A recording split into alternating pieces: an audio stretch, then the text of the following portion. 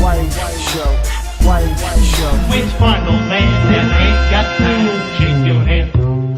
Get that Ratchet.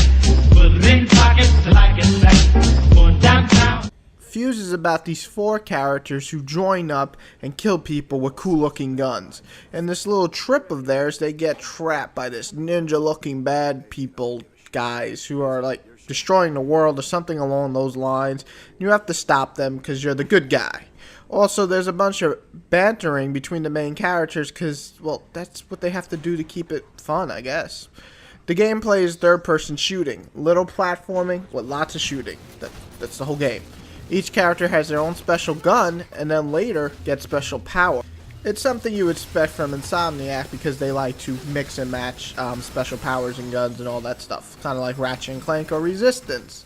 You'll basically get to choose different characters in single player, just switching on and off so you can try all the different powers, or just picking one that fits your gameplay style if you decide to do some co-op.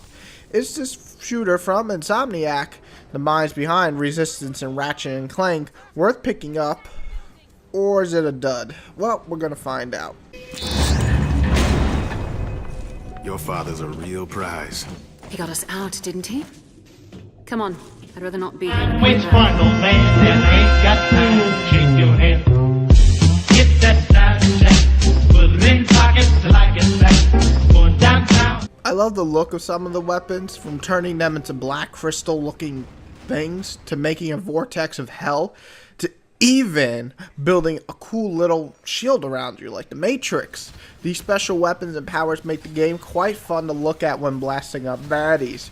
Game can be tough too, which is kind of nice in a shooter nowadays, unless I play it on hard, or I'm not sure if I played it on hard. I think I played it on normal, but I was dying quite a few times, or at least going down. And it also could be because the AI really sucks. I'm going to get to that in a little bit.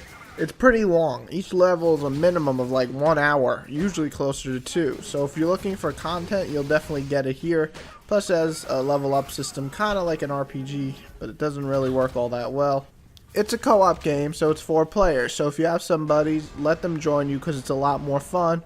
Or so I hear, because no one I knew had this game, so I couldn't play the co-op, so fuck me. Come on. Just once. Easier to climb if you didn't insist on wearing 80 pounds of high density. The game's first bad is the genericness of it. Sure, there's some cool weapons and powers, but it's very generic. A story that you'll fall asleep through, but it's just boring. The awesome art design from the first title or the first trailer is gone. It's replaced by this realistic looking world that's boring to look at. What happened to that cool cel shaded kind of look from the first trailer?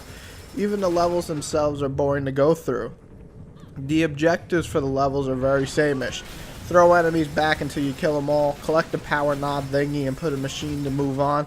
It's just very straightforward and it just keeps going on forever, reusing the same ideas to move on through the levels. Controls can use some work. Most of the times it's not bad, but relying on Y for everything to grab or touch is pretty hard to pick up certain weapons and just kind of annoying.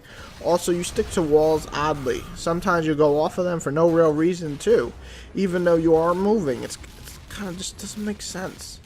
The ugly in this game would be the AI. It's pretty fucking awful. I mean, these guys are brain dead.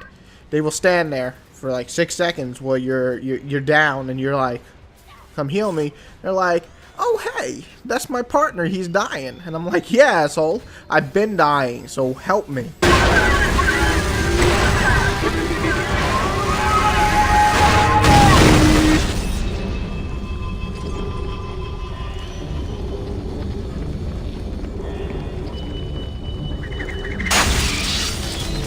Which one, old man, that ain't got time? Shake your head.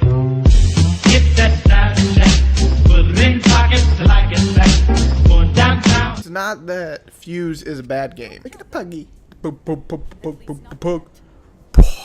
It's that Fuse doesn't use any of its strengths to its extreme. It has these cool looking guns, but they're not super fun to actually use. It had a really cool art design and then it changed to this generic thing. It has a lot of content, but it's not really that fun to play. It's just generic. and it has a level up system, but it's not a very good level up system. So you see, it has good things, but a lot of bad things. Is this the worst game I played? No. Is it serviceable? Yeah. Is it fun and co-op? Probably. Like I said, I had nobody who played it because nobody has it. But yeah, it seems like it could be a fun co-op game every once in a while. But this game just screams, to me anyway, rent at best. There's really nothing worth buying here. You know, EA has now taken away the online pass, so you don't have to buy it. And really, there's no reason. Insomniac definitely has put out better. The last Ratchet and Clank was even better. I like the little crappy kind of tower defense. Anyway, the point is that there are better games from Insomniac, including Resistance, and some of the Ratchet and Clanks released this generation. So I'm very disappointed. Doesn't come through. It could be fun, but in honesty, it's the perfect title when I'm thinking, this is generic. This is what that is. So, better luck next time, I guess. But yeah, rent it if you want some co-op fun or you want to go through a shooter.